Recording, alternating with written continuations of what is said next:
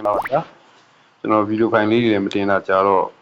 ကျွန်တော်မိတ်ဆွေလေးတွေအသိပညာဝတ္ထုတာတွေတူအောင်ကျွန်တော်ချွတ်လေးဒီနေ့ကတော့ကျွန်တော် equipment လေးထုနည်းကျွန်တော်ပြပေးပါမယ် equipment ထုနည်းအခုနောက်ဆုံးပေါ်တယ်ကျွန်တော်တို့ဟာပေါ့ eternal blade လား eternal blade ဆိုတာလေအဲ့ဒါလေးကိုကျွန်တော်ထုနည်းနဲ့လိုအပ်ချက်လေးတွေကျွန်တော်ပြောသွားပြပါမယ် eternal blade ကတော့ကျွန်တော်တို့သူ့မှာရှိတာတော့တက်လက်ချင်းစီရဲ့ defense လေးတွေရှိတယ်ဓာတ်ဆိုဓာတ်အုပ်ထုဆိုရင်အုပ်ထုအင်ဂျီဆိုအင်ဂျီပေါ့နော်အဲ့တော့ defense လေးရှိမယ်ပြီးရင်သူ့ရဲ့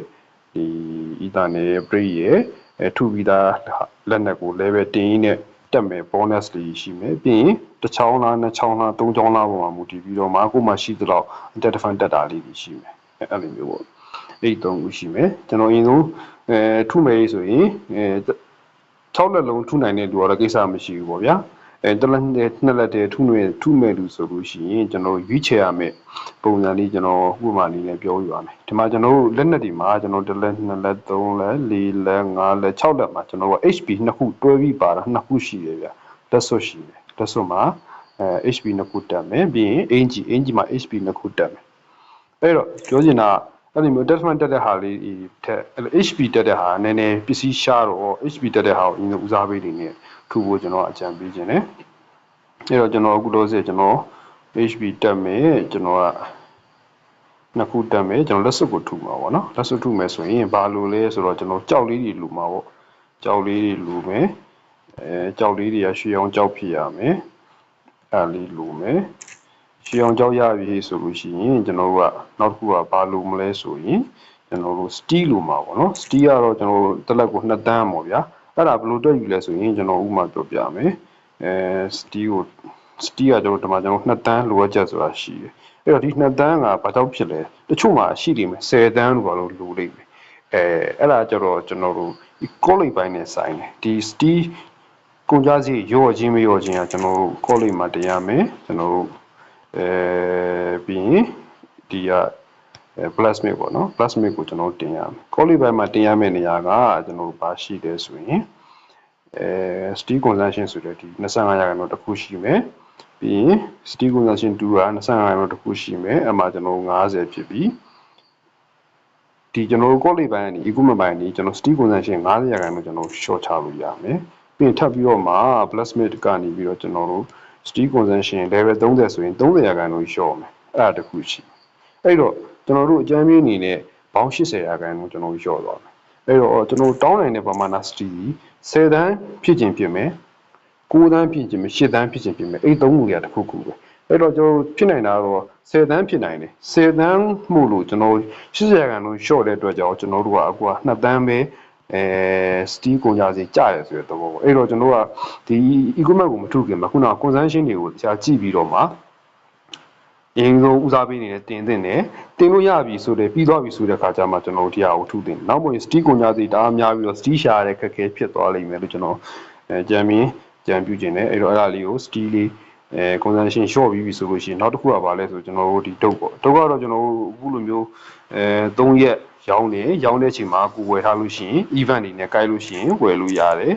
အဆင်ပြေတယ်ဒီနေ့ဆိုလို့ရှိရင်ကျွန်တော်တို့ KD point လာတယ် KD point လာတာဖြစ်တဲ့အတွက်ကြောင့်ကျွန်တော်တုံးတစ်ချောင်းဝယ်လိုက်တယ် KD point လည်းအောင်ပြီးသားတုံးလည်း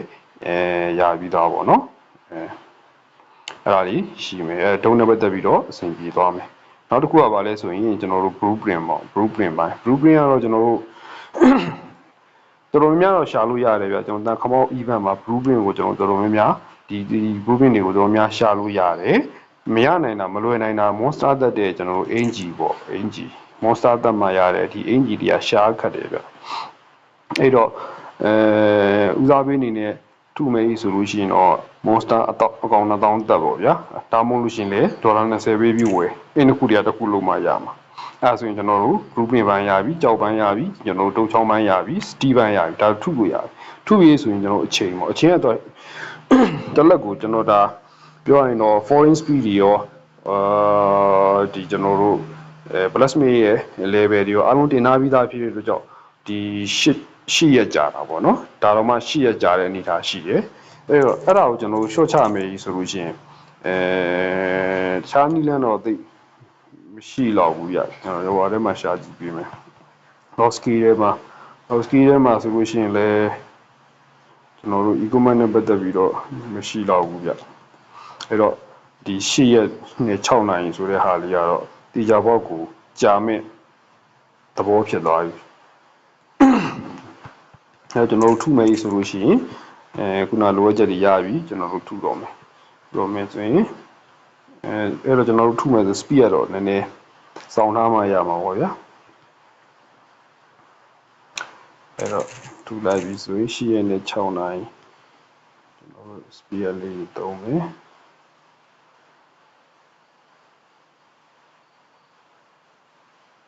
အဲ့တော့ရှိသမျှ speed ကတော့အကုန်သွားတဲ့သဘောရှိတယ်8ရက်နဲ့ဆိုရင်တော့အဲ့တော့သူ့ရဲ့ attribute တွေကတော့ဒါလေးတော့ရှိတယ်ဒါကျွန်တော်တို့တက်လိုက်ရပြီပေါ့နော်တက်လိုက်တော့အဲ့တော့သူ့ရဲ့ attribute လေးတွေဘာတွေပေါင်းလဲဘာတွေပါလဲဆိုတော့ကျွန်တော်ထပ်ပြီးလေ့လာကြည့်မယ်ဒီမှာကျွန်တော်တို့ကဘာလဲဆိုတော့ဒီကြောက်လေးနဲ့ပေါ့နော်ဒါပါကြောက်လဲကျွန်တော် level တင်နဲ့ကြောက်လို့ပဲထားလိုက်ပါ level တင်နဲ့ကြောက်နဲ့တင်မယ်ဆိုရင်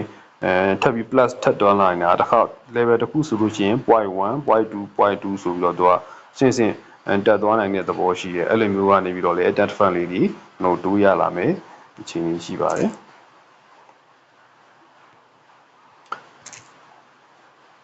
အဲ့ဒါလေးပါပဲဗျာကျွန်တော်တို့အဓိကတော့ဒီ equipment ထုမယ်ဆိုလို့ရှိရင်ဘယ်လောက်ထိရောချက်ရှိမလဲဘယ်လောက်ထိကျွန်တော်စုဆောင်းအောင်မလဲဆိုတဲ့ဟာလေးအားလုံးသိအောင်ဒါပြောပြခြင်းဖြစ်ပါတယ်ကျေးဇူးတင်ပါတယ်